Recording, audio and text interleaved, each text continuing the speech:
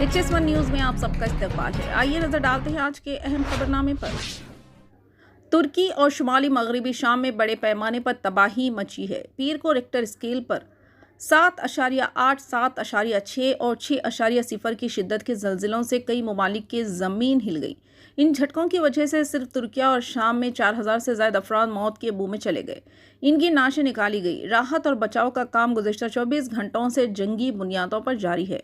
हिंदुस्तान ने तुर्की को इंसानी और तिब्बी इमदाद भेजी है। हलाकतों की तादाद में मुसलसिल इजाफा हो रहा है। हालांकि शदीद सर्दी और बर्फबारी की वजह से राहत और बचाव कामों में खलल पड़ रहा है। तुर्की में 2316 से ज़्यादा और शाम में 1999 अफराद हलाक हो चुके हैं।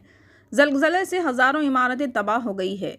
1939 में तुर्की में 7.8 शिद्दत का ज़लज़ला आया था। तुर्की सदर रजब तैयब उर्दगान ने मुल्क में क़यामत ख़ेज़ ज़लज़ले के बाद 7 रोज़ा कौमी सोग का ऐलान किया। इन्होंने मुल्क में आने वाले होलनाक ज़लज़ले के बारे में बात करते हुए कहा कि तुर्क कौम इस वक्त मुश्किल लम्हे से गुजर रही है। अब तक तुर्किया में 2800 और शाम में 1420 अफराद हलाक हो चुके हैं। तुर्की हुकूमत की तरफ से जारी करदा एक हुक्मनामे के मुताबिक 12 फरवरी बरोज़ इतवार शाम तक तुर्किया में कौमी परचम सरंगून रहेगा। पीर की सुबह जनूबी तुर्की में तबाहकुन ज़लज़ला आया जिसकी शिद्दत 7.7 थी। तुर्क हुकाम ने पीर की सुबह को बताया था कि ज़लज़ले के नतीजे में हज़ारों इमारतों की तबाही के अलावा 1762 से ज़्यादा अफराद जाँ बहक और 11000 से ज़्यादा ज़ख्मी हुए हैं। बड़ी तादाद में ममालिक ने इनक़रा को ज़लज़ले के बाद होने वाले नुक़सानात को दूर करने में मदद की पेशकश की है। हुकूमत तेलंगाना की जानिब से रियासत में असतिज़ा के तबादलों व तरक्कियों का अमल जारी है। तहम रियासत सरकारी हाई स्कूल में जहाँ तलबा व तालिबात की एक कसी तादाद उर्दू ज़रिया तालीम हासिल कर रहे हैं, इन हाई स्कूल में तदरीस के लिए मुख्तलिफ मज़ामीन के असतिज़ा मौजूद नहीं हैं। इस अहम मसले की जानिब से तवज्जो मबजूल करवाने के लिए मुशीर आला Telangana state minorities employees association व सदर ज़िले अक़लियती cell BRS party Nizamabad Naveed Iqbal ने रुकन कौंसिल के कविता से मुलाकात करते हुए मुश्तरका नुमाइंदगी की और इस ज़िम्मन में एक तफसीली याददाश्त पेश की। म्यूनसिपल एडमिनिस्ट्रेशन के वज़ीर कल्वाकुंटला तारिक रमान ने पुराने शहर की तरक्की का आला सतही जायजा लिया। इन्होंने कहा कि हुकूमत तेलंगाना शुरू से ही शहर की तरक्की में ताउन करेगी और पहले ही शहर हैदराबाद चारों सिमतों में फैल रहा है और शानदार तरक्की के साथ आगे बढ़ रहा है। इन्होंने वाज़ेह किया कि हम खितों और पार्टियों से आगे बढ़ रहे हैं। वज़ीर दाखिला मोहम्मद महमूद अली, MIM लीडर अकबरुद्दीन ओवैसी, चेवल्ला के रुकने पार्लियामेंट रंजीत रेड्डी, CS शांति कुमारी, महकमे बल्दियात के special chief secretary Arvind Kumar, GHMC, HMDA, water board, महकमे बिजली और मुख्तलिफ महकमों के ज़िले कलेक्टर ने इस जायज़े मीटिंग में शिरकत की। Hyderabad growth corridor limited office के आला हुकाम मौजूद थे।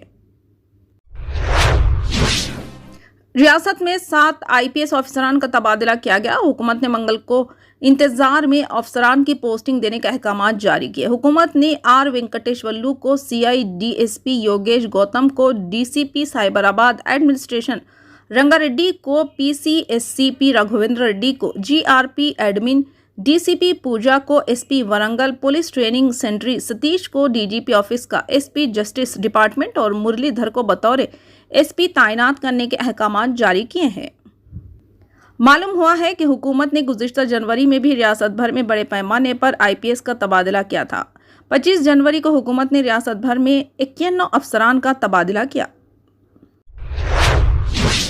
वज़ीर बल्दी नज़्म नस्क KT रामाराव ने तेलंगाना स्टेट हज कमेटी के कैलेंडर बराए साल 2023 जारी किया। असम्बली में KTR ने अपने चैम्बर में सदरनशीन तेलंगाना हज कमेटी मोहम्मद सलीम के हमरा हज कमेटी का कैलेंडर जारी करते हुए हज 2023 में आज़मीन हज के लिए हुकूमत की जानिब से बेहतर इंतजामात में ताउन का यकीन दिलाया। कैलेंडर रस्म इजरा के मौके पर अरकान असम्बली B सुमन, D विनय भास्कर, महेश रेड्डी, अशोक रेड्डी और TRS के दीगर कायदीन मौजूद थे। मोहम्मद सलीम ने KTR को हज 2023 की तैयारियों से वाकिफ करवाया। इन्होंने कहा कि हज कमेटी ऑफ इंडिया की जानिब से दरख्वास्तों के इदखाल के सिलसिले में शेड्यूल का अनकरीब ऐलान किया जाएगा। सऊदी अरब हुकूमत ने हिंदुस्तान के लिए 1.75 लाख आज़मीन का कोटा अलाट किया। इस एतबार से तेलंगाना रियासत के आज़मीन हज की तादाद में इजाफा होगा। इन्होंने कहा कि तेलंगाना से तकरीबन 7000 आज़मीन फरीज़ाए हज की अदायगी के लिए रवाना होंगे। حال ہی میں آل انڈیا مسلم پرسنل لا بورڈ کی میٹنگ ہوئی۔ اس میٹنگ میں مسلم پرسنل لا بورڈ کی جانب سے خواتین ونگ کا قیام عمل میں لایا گیا، جو مسلم خواتین کے درمیان مہنگی شادیوں کے خلاف مہم چلائے گی، جہیز کے خلاف مہم چلائے گی اور ساتھ ہی خاندان کو بیدار کرے گی کہ بیٹیوں کی جہیز کی بجائے جائیداد میں حصہ دیا جائے۔